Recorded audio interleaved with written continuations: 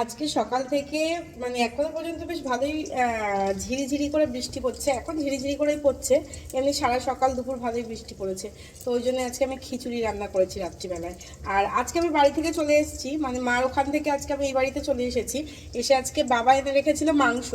তো আমি চিকেন খেতে পছন্দ করি বলে চিকেন এনে রেখেছিল।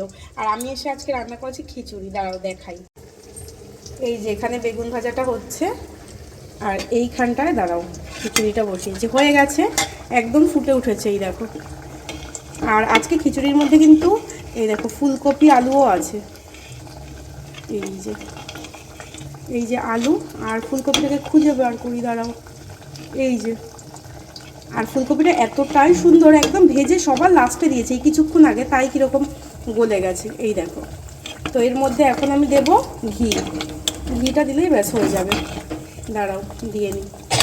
আর আজকের খিচুড়িটা আমি ওই নিরামিষ করে করিনি, এমনি আদা পেঁয়াজ রসুন দিয়েই করেছি, এটাও কিন্তু খেতে ভালো লাগে। আর শুধু মুগ ডাল দিইনি, আজকে মুগ ডাল মুসুর ডাল মিশিয়েই দিয়েছি।